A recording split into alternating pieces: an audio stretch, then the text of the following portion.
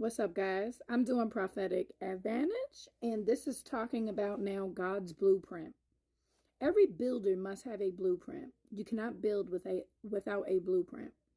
Prophets are spiritual architects. They receive revelation through the Spirit that gives them the blueprints for building.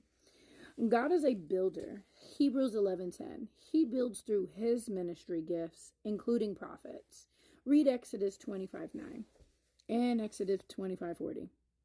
Moses was told to build the tabernacle after the pattern he received on the mount. Prophets receive patterns. They receive blueprints by the Spirit. They help build by revelation. Read Proverbs 24:3. Prophets have wisdom for building. They can target the hindrance to building. Churches must be built and established through wisdom and understanding. Read 1 Chronicles 28:19. David received a pattern to build the temple by the Spirit. Solomon built the temple based on this pattern. Patterns are important. I have been asked many times by emerging prophets that what are the patterns? So emerging prophets, right? They'll ask, what are the patterns used for building the local churches? Pattern can be defined as a model proposed for imitation. Like, for an example, God is teaching my husband and I when we were honestly obese and our health was declining. He was like, in order to break the sickness and disease and the pattern you are accustomed and build self-control of eating what is good and pleasing for your temple, mind, and all that.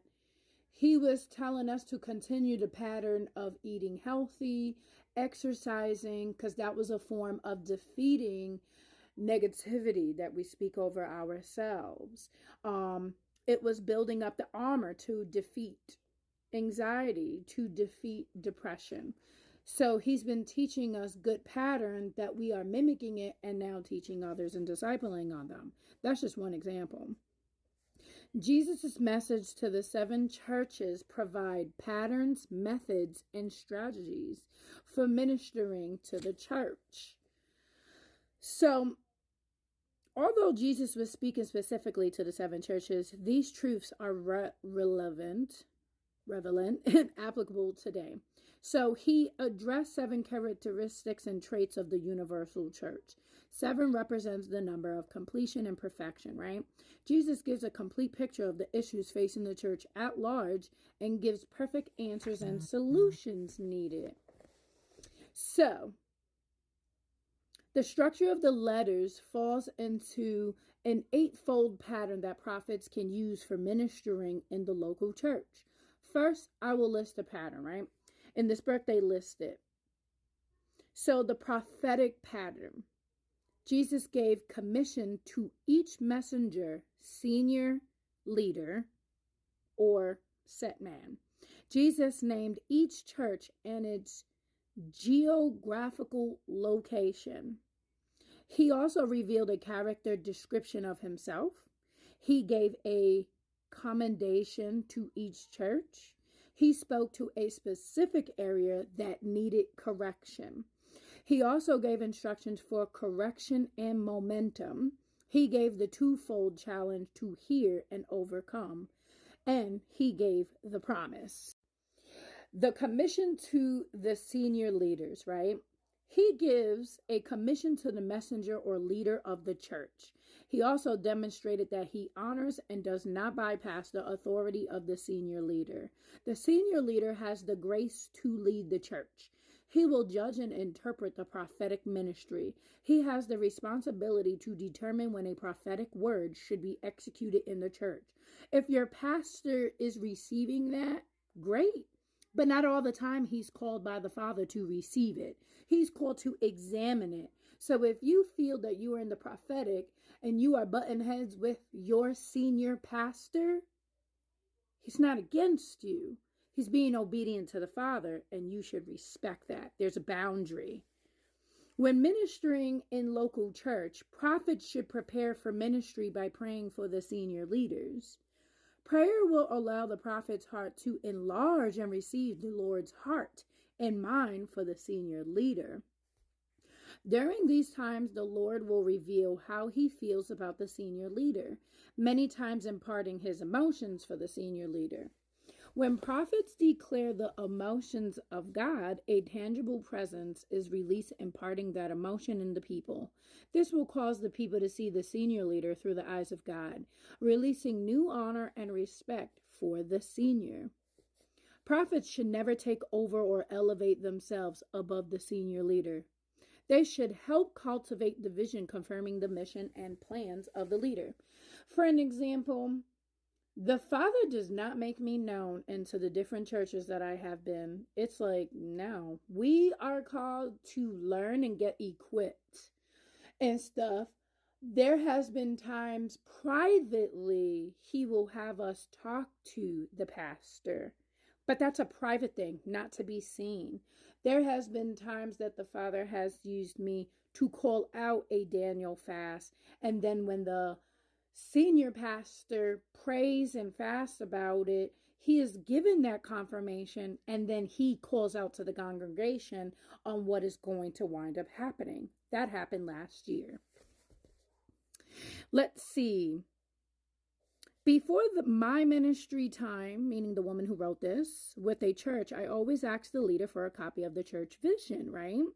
Then she spent quality time praying over the vision. That's what we should be doing.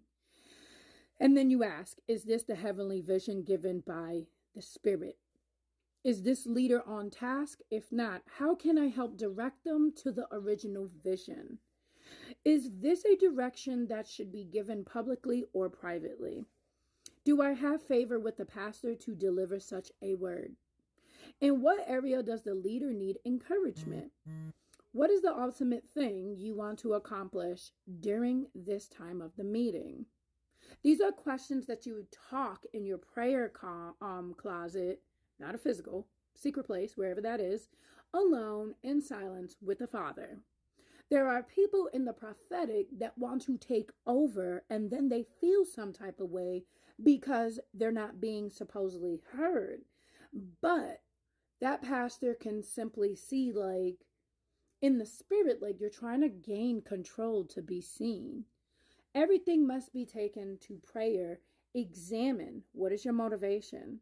Why is it that you must be, a lot of people, I'm going to call it loud and to be seen, like, well, I'm this and I'm that.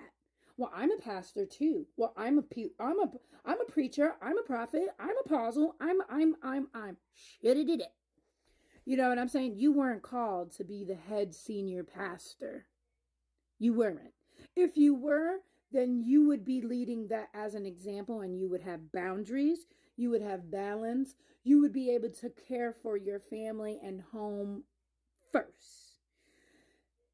If your family, home, wealth, your health is not on point, that pastor can decline you because you aren't living the part.